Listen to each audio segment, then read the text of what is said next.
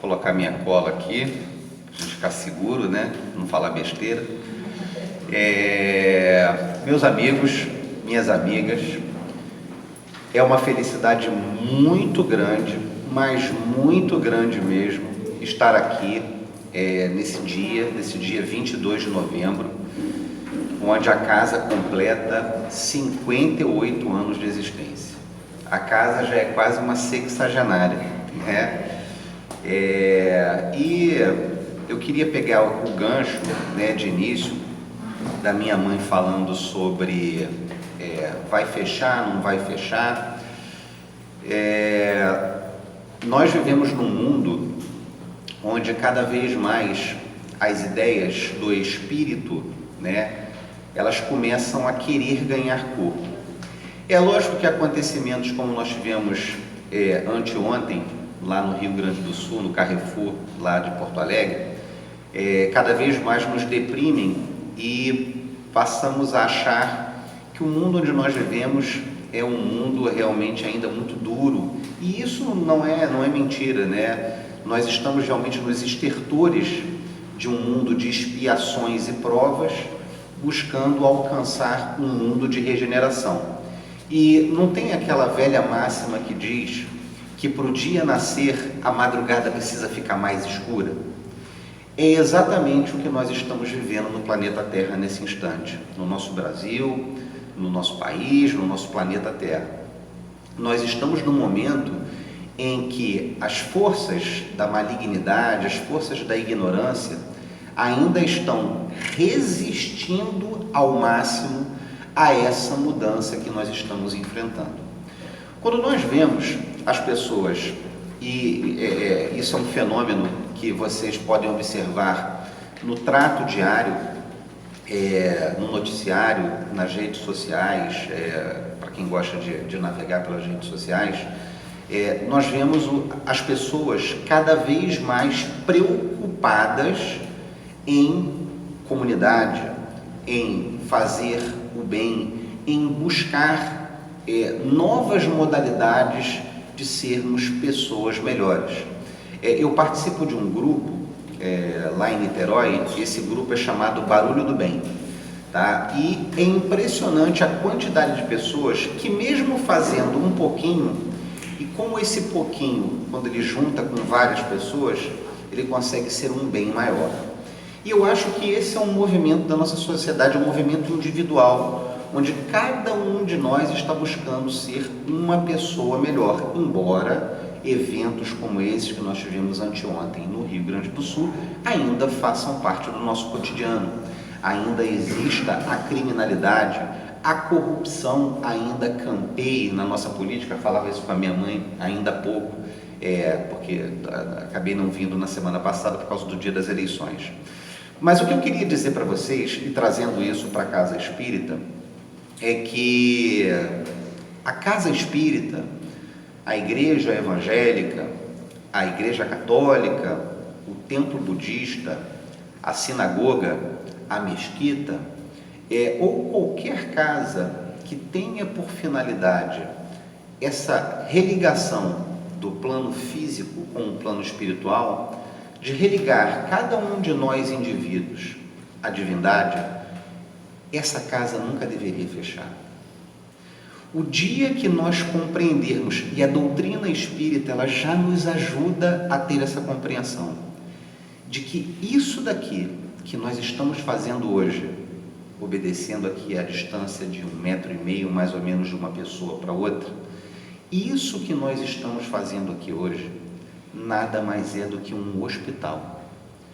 É um hospital onde nós estamos aqui com uma unidade de tratamento intensivo, é uma unidade onde nós estamos tratando doenças, patologias do corpo? Não, não é. Esse definitivamente não é esse tipo de hospital. Mas esse é o hospital que trata as nossas almas. E André Luiz, por exemplo, e a literatura espírita ela é prolífera em elementos desse tipo. Basta que nós tenhamos o trabalho de abrir o Livro dos Espíritos. A doutrina espírita nos aponta o dia que a medicina física entender a importância da medicina espiritual, ou seja, a medicina que trata as nossas almas, e as nossas almas, que são espíritos encarnados, vão refletir no nosso perispírito e, via de consequência, no nosso corpo físico, as impressões anímicas que nós temos, muitas das doenças que nós conhecemos no mundo de hoje desaparecerão.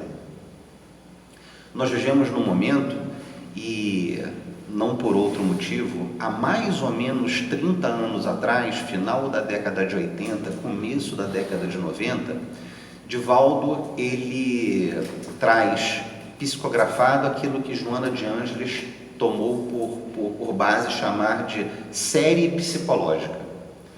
E mamãe me deu muito desses livros de presente de aniversário, e aí eu comecei a ler a série psicológica da Joana de Ângeles, né? Que começa lá com Jesus e a Atualidade e vai são 16 livros, 16 ou 17 livros, são muitos livros, né? E eu estou fazendo um estudo aprofundado agora neste mês de novembro sobre o homem integral, tá?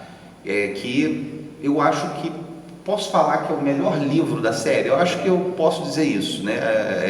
Rosângela gosta muito da série também, né? Ela é psicóloga, tem um estudo sobre isso, né? E eu acho que o Homem Integral, já li muitos dos livros, para mim é o livro mais completo, né? E é um livro muito atual. É impressionante como ele é escrito em 1990, né? Mas ele, 30 anos depois, ele é muito atual. Ele fala sobre esse fenômeno das redes sociais. Ele fala, obviamente não falando das redes sociais, mas fala sobre esse fenômeno existente das redes sociais, onde nós estamos muito preocupados em ter e poder e parecer, e muito pouco em ser verdadeiramente, né? E é muito importante que a casa espírita, assim, e nada é por acaso, né? A Rosângela, por exemplo, tem uma reunião de estudos da série psicológica de Joana de Ângeles.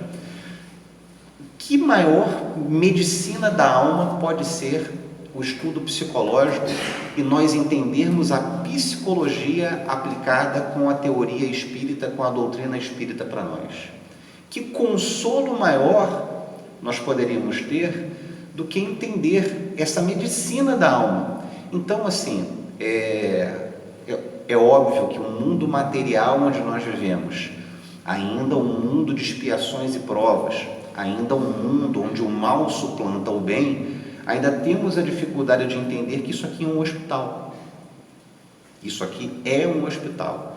Pessoas que, por exemplo, têm uma mediunidade um tanto quanto ativa e desenvolvida e que conseguem ter uma visão maior do que nós que estamos aqui encarnados e não temos essa possibilidade, por exemplo, da mediunidade da vidência. Muitas pessoas dizem que o Ana Viana, embora seja uma casa grande, ela é dimensionalmente ainda maior do ponto de vista espiritual, que nós não temos a noção da quantidade de médicos, enfermeiros, psicólogos que operam nessa casa. Nós não temos noção da quantidade de espíritos, não somente encarnados, que vêm aqui uma vez, 2 vezes, 3 vezes por semana, para as reuniões de estudo, que agora estão até suspensas, estão no seu ponto virtual, para a reunião de tratamento espiritual, para a reunião pública. Nós não temos noção da quantidade de espíritos que aqui vêm para o seu tratamento. Então, assim, por isso que sempre vemos com muita preocupação, e com muita preocupação mesmo, quando a casa, por exemplo, fecha as suas reuniões de desobsessão, quando a casa fecha a reunião mediúnica, porque isso nada mais é do que um ambulatório de atendimento de espíritos em sofrimento. Mais uma vez, aqui não quero impor a ninguém que venha à casa, abra as reuniões, porque realmente nós vivemos um momento de problema de saúde pública. Mas vemos realmente com muita preocupação quando as pessoas simplesmente não querem vir.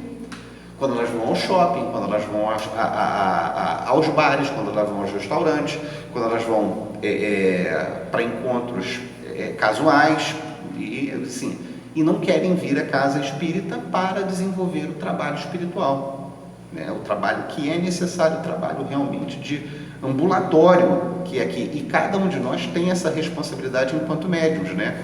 Os médiuns participantes têm essa responsabilidade. Mas isso aqui é um hospital. Então, a casa espírita, assim como todos os templos religiosos, não deveriam ser fechados. Porque isso aqui é um hospital.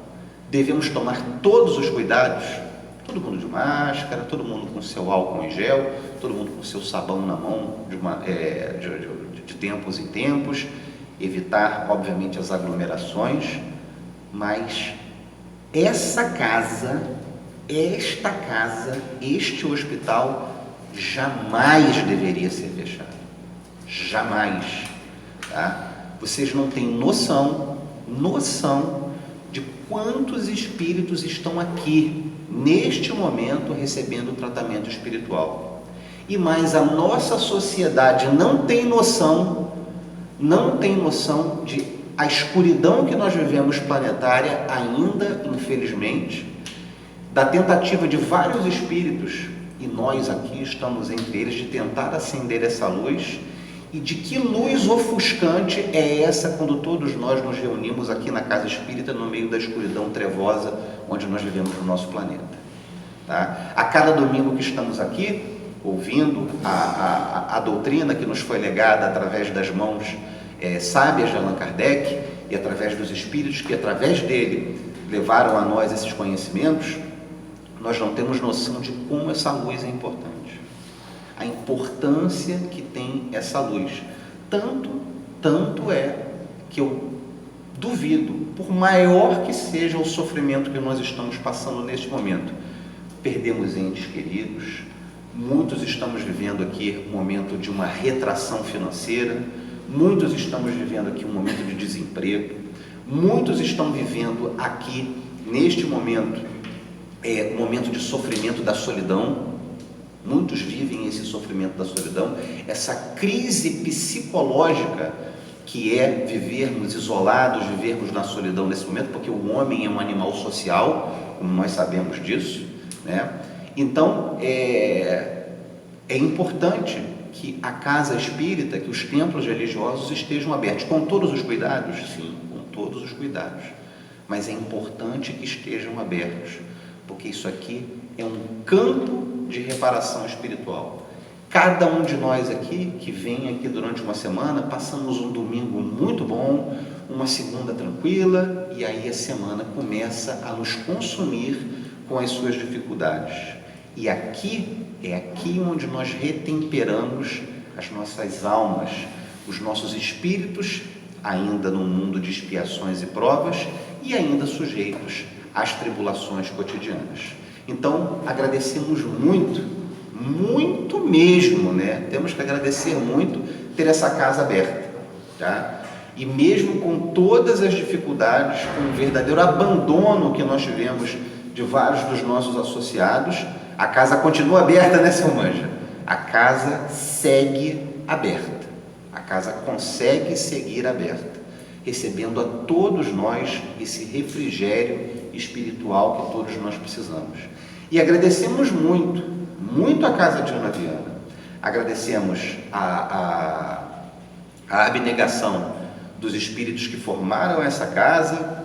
Não vou repetir aqui todos, como já falou, né, que convivi com muitos deles, né, durante muitos anos, praticamente com os citados aqui, eu convivi com todos eles, criança ainda, né, e lembro, né, assim, só para fechar esse introito que já está longo, né, falando sobre a casa espírita, eu lembro que quando eu estava na evangelização, mais ou menos assim da idade do Bernardo, aqui 13, 14 anos, né, que frequentava, Daniela, minha colega de evangelização, tá lá, não me deixa mentir, nós tínhamos um grupinho de evangelização, né, aqui não era tão grande quanto que nós temos hoje aqui em cima, hoje a coisa deu uma dimensão muito maior, mas quando nós estávamos aqui, eu lembro que eu tinha uma viva preocupação, que eu via Dona Angélica já bem velhinha, né, seu Pereira, seu Fernando também já bem senhores, Dona Isa, as Aidês, né, que frequentavam aqui com a gente, Dona Ofélia, que fizemos muitos chás fraternos na casa dela aqui no Mutuá, e eu olhava assim, a Dona Juraci, e falei assim, gente, só tem idoso, essa casa vai acabar. O dia que esse pessoal se for, e não vai demorar muito, vai demorar o quê? Mais 10, 15, 20 anos, né? Essa casa vai acabar. E, gente, a casinha que era um cubículo, né? Ali onde hoje são os fundos da Casa Bahia, ali no Rodo de São Gonçalo, que cabia no máximo, assim, sem exagero, e é bem apertado, cabia no máximo umas 30 pessoas, e isso já contando com o pessoal, os 2 banheirinhos, assim, já contando com o pessoal que ficava à mesa, né, que era um grupo que ficava à mesa, assim, eram no máximo 30 pessoas, e bem apertado, tá? Muito apertado. Eu falei assim, gente, isso vai acabar. Olha a dimensão que isso tomou. Olha a dimensão que esse trabalho dessas pessoas, desse grupo de idosos, olha o que isso virou, né? Lembro eu não frequentava a casa, que era budista à época, né? Eu lembro da chegada, a minha mãe comentando da chegada do Seu Manja e da Dona Graça. Eu posso estar enganado, mas em 1996, 97, 98, por aí, tá? Não tenho, mas é mais ou menos isso, né, Seu Manja? Então, tá vendo? Tô quase lá. Não tô velho assim, não. Lembro da mamãe comentando da chegada deles, que eram pessoas imbuídas, animadas para trabalhar. Quanta gente saiu e quanta gente entrou. Quanta gente hoje toma a frente do trabalho aqui, né? E o trabalho ficou imenso, imenso. Então, assim, orgulha, né? Porque a gente fez parte disso, participou ativamente disso daqui, né? E estamos hoje. Agora esse hospital depende de cada um de nós, né? E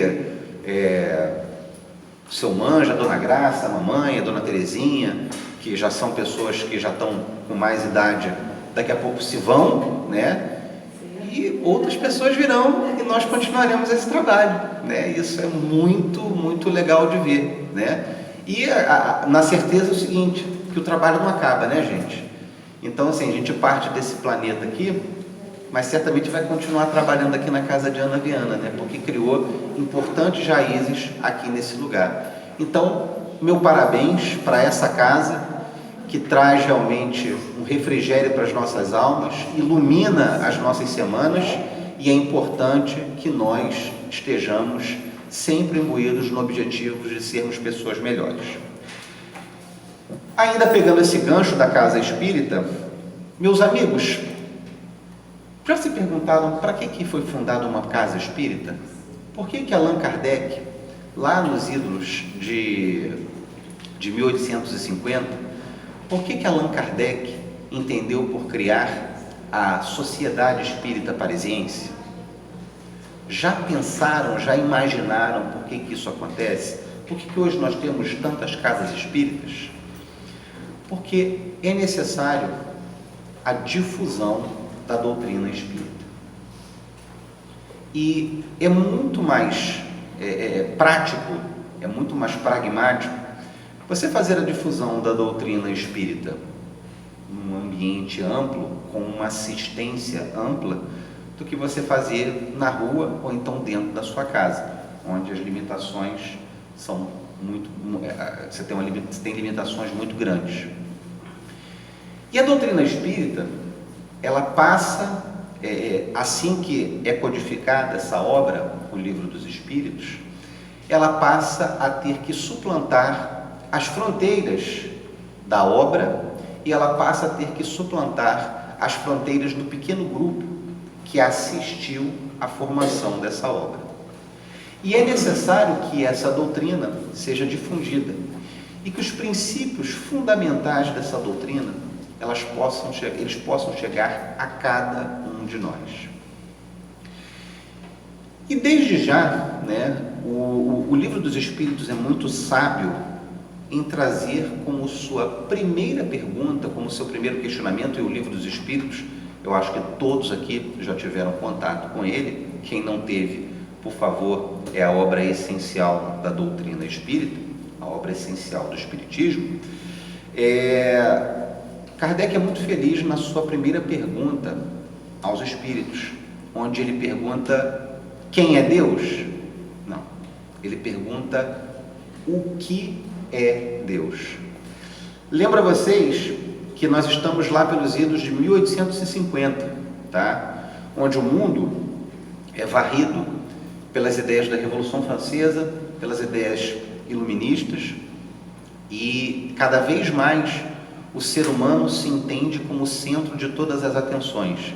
E é incrível, né, que passados mais de quase 200 anos, o ser humano ainda se sinta ele exclusivamente o centro de todas as atenções. Ainda temos o egoísmo de entender que o nosso umbigo é o centro do mundo. Temos a dificuldade de entender as necessidades do nosso próximo, as dificuldades do nosso próximo, e compreender que vivemos em sociedade e que, acima de tudo, devemos viver numa sociedade de respeito. Mas, partindo desse pressuposto, há praticamente 200 anos atrás, vivíamos num mundo ainda muito forte nas ideias iluministas, nas ideias racionais, nas ideias de que o homem era o centro do universo e que Deus é relegado para um segundo ponto. E muito se discutia a existência de Deus, como não podia deixar de ser. Deus existe? Não existe? Deus é uma ficção feita pelo homem para que ele possa se sentir tranquilo nas suas atitudes ruins, porque um pai irá reparar todos os males existentes. Deus é uma ficção criada para que o homem possa se autorregular e se autopunir por conta dos seus maus procederes no planeta Terra. Havia essa dificuldade de compreensão se Deus existia ou se não existia. Se estavam em contraponto o racionalismo, que colocava o homem como centro de tudo, e ainda o ensino religioso, que trazia Deus como centro de todas as coisas, e essas ideias se digladiavam naquele momento. Fato é que a pergunta de Kardec é uma pergunta muito feliz, porque ele pergunta o que é Deus. E nos ensinam os espíritos: inteligência suprema, causa primária. Essa é a definição que Kardec nos dá de Deus. E desde já, o Espiritismo traz um ponto que é muito importante e verdadeiramente revolucionário sobre a existência de Deus. Primeiro, despersonalizamos a figura de Deus. Deus não é mais aquele velhinho que fica sentado num trono com aquela barba imensa, com um cetro, julgando as pessoas assim que saem de sua passagem pelo planeta Terra. Deus deixa de ter essa conotação. Nós que estudamos, que entendemos a doutrina espírita, não temos mais um Deus punitivo, um Deus onipotente, onipresente, que simplesmente julga as pessoas e interfere muito pouco no que acontece no plano onde nós vivemos. Na realidade, entendemos Deus como a força, como a causa primária de tudo que existe no plano material e no plano espiritual. E entendemos Deus, sim, onipresente, sim, onisciente, mas para que seja soberanamente justo e bom. Essa a nossa ideia de Deus. E Deus, causa primária de todas as coisas, estabelece para nós dois mundos: o mundo espírita e o mundo corporal, o mundo espiritual e o mundo material. E já posso perguntar para cada um de vocês aqui: qual é o mundo verdadeiramente importante, primário? O mundo espiritual ou o mundo corporal? O mundo espiritual é o mundo que sobrepuja a todos os outros. O mundo espiritual, onde existem os espíritos, é o mundo primário. Para apoio desse mundo, para que possamos passar pelas expiações, provas e missões, existe um mundo corporal, um mundo material, um mundo onde nós estamos encarnados nesse momento. Esse mundo palpável, esse mundo de matéria.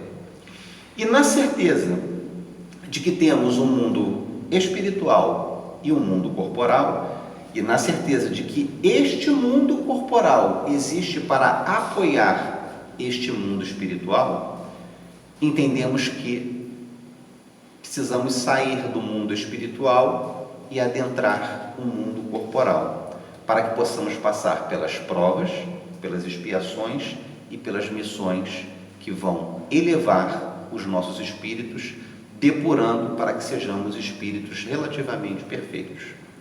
E como é que isso acontece? Encarnando um espírito dentro de um corpo. E através dessa encarnação, nós temos aquilo que nós chamamos de alma, o espírito encarnado. E nos diz Kardec que temos também a formação do homem. E como é que o homem se forma? Um espírito encarnado num corpo físico, e que para a atuação desse espírito neste corpo físico, qual o princípio que nós precisamos ter? O perispírito. Então, o homem é a junção do espírito, do corpo e do perispírito. Para que nós possamos adentrar o mundo corpóreo, neste corpo aqui que nós estamos vivendo hoje, temos que o nosso espírito, através do nosso perispírito, atuar sobre esse corpo de matéria. Sem isso, impossível a atuação do espírito no mundo material. E entendemos a justiça divina através dessa encarnação do espírito no corpo físico. Durante esse período que nós passamos no planeta Terra, que pode durar 20, 30, 40, 50, 100 anos, às vezes, durante todo esse período que nós passamos encarnados aqui no planeta Terra, desempenhamos 3 atividades, ou provas, para que possamos subir de nível na escala espiritual, expiações, para que possamos reparar o mal praticado em encarnações posteriores, e as missões, para que possamos auxiliar no progresso do mundo onde nós vivemos. É possível que exercemos as 3 atividades numa mesma encarnação? Sem sombra de dúvida.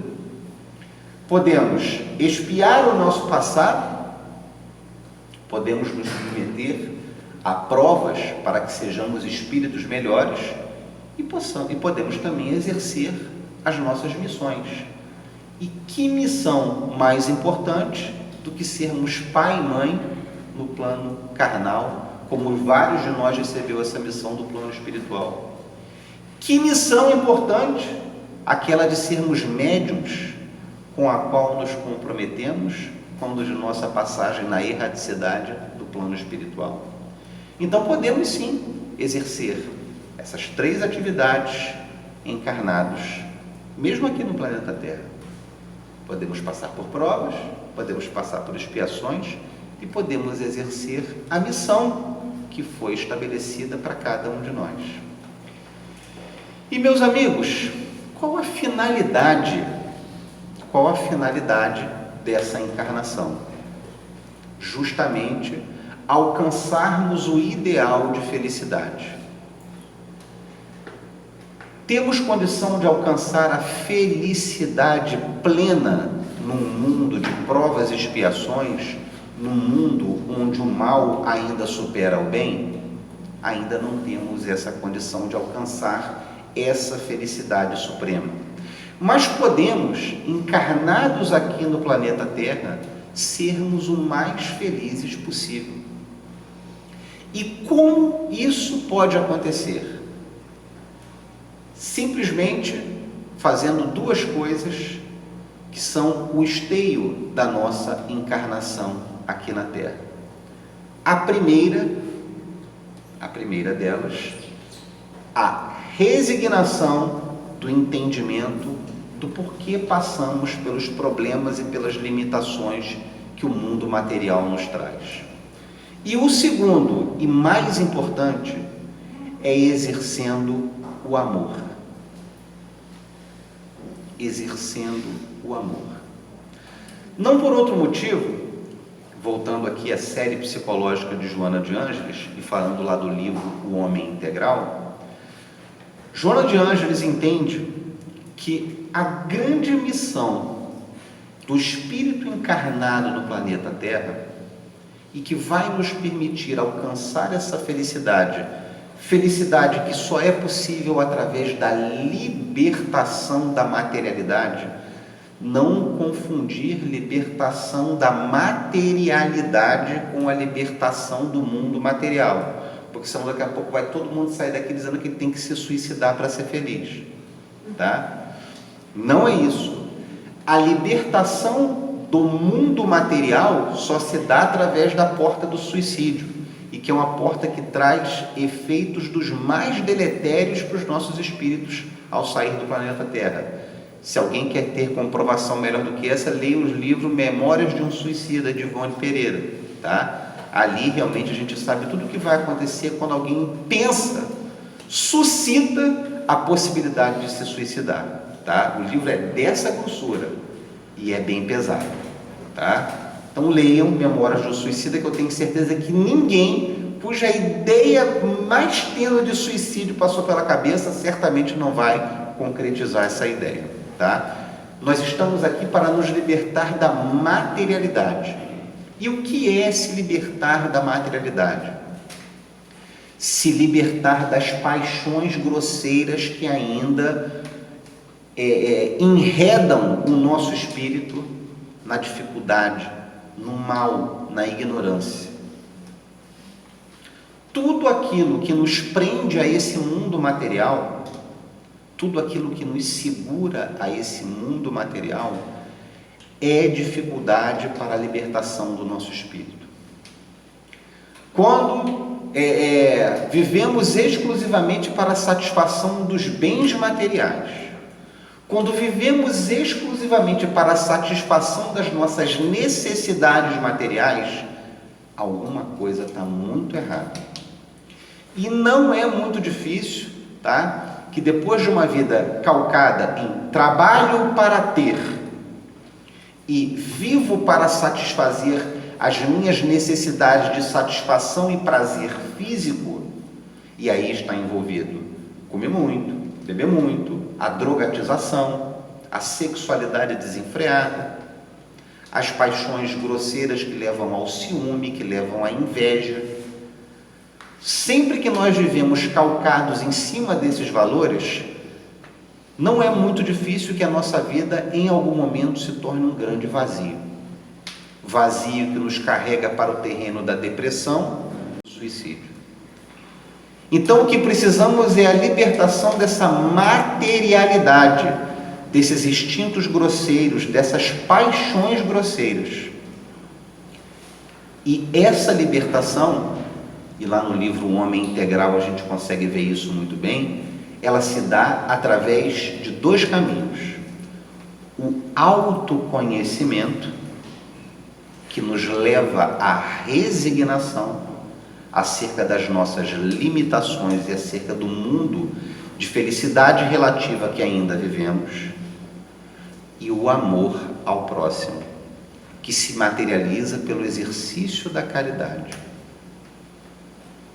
Não, então, meus amigos, a liberdade que tanto almejamos, que não é a liberdade do corpo físico, e sim a liberdade da materialidade, das paixões grosseiras, só vamos obter através do autoconhecimento.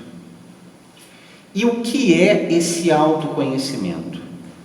É entender as nossas limitações, é entender os nossos maus pendores, porque tudo aquilo que nós entendemos, nós conseguimos identificar e eliminar da nossa vida se isso for negativo. Sempre que você compreende a existência de um mal, é a forma que você tem de extirpar esse mal da sua vida.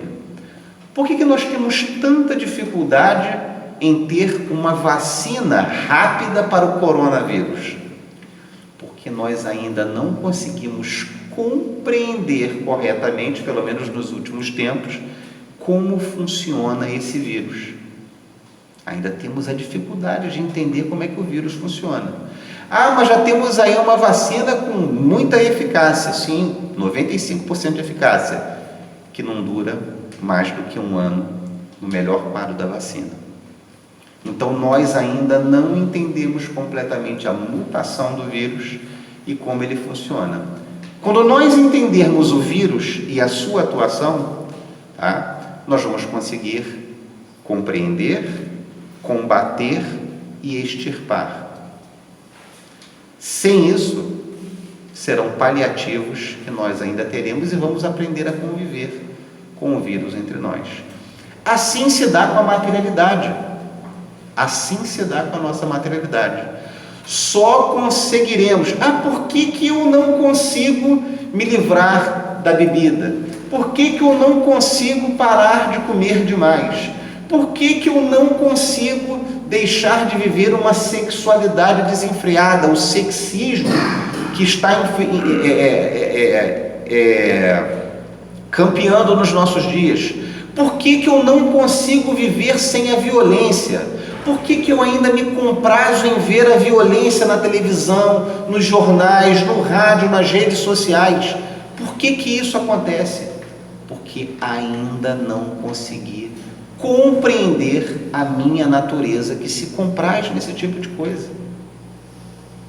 Ainda não consigo entender os mecanismos que me levam a esse tipo de materialidade.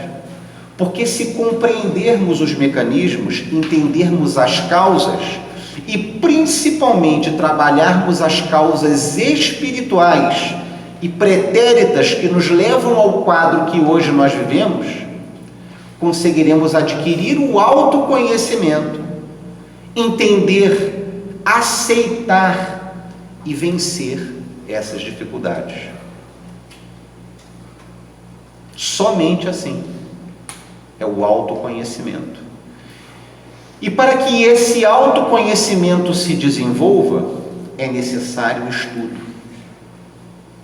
O estudo dos fenômenos sociais, o estudo dos fenômenos espíritas e o estudo pormenorizado de nós mesmos.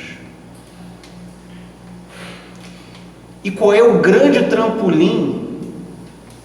Qual é o grande trampolim que vai nos ajudar a vencer a dificuldade do autoconhecimento?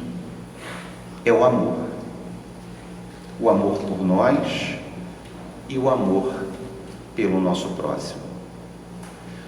Porque o amor por nós, o verdadeiro amor por nós, a compreensão do que somos, de nossas limitações e de que a nossa natureza e a nossa finalidade é a felicidade eterna. E que essa felicidade precisa ser pavimentada, ela necessita de muito amor. E como entendemos o amor por nós? Desenvolvendo o amor pelo próximo. Ao desenvolver o amor pelo próximo, ao desenvolver a caridade, que é a benevolência para com todos, a compreensão das dificuldades que todos têm, ao exercer essa caridade, nós podemos nos tornar pessoas melhores. É o exercício da caridade que vai nos permitir sermos pessoas melhores. Já diz o grande princípio da moral cristã: fora da caridade não há salvação. Não há salvação fora da caridade.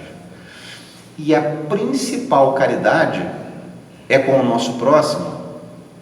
Sim. mas a caridade também precisa ser exercida conosco.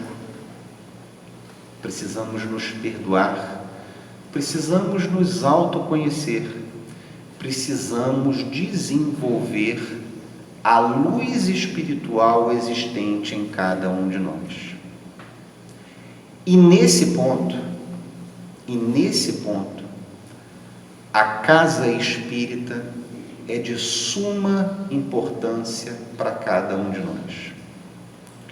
É através da casa espírita que nós colhemos aquilo que outras pessoas entendem como a sua interpretação acerca da doutrina espírita.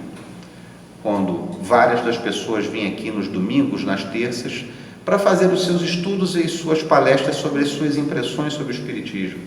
Então, colhemos na casa espírita impressões de outrem acerca do que seja essa doutrina maravilhosa que nós temos. Na casa espírita, nós conseguimos desenvolver os nossos estudos.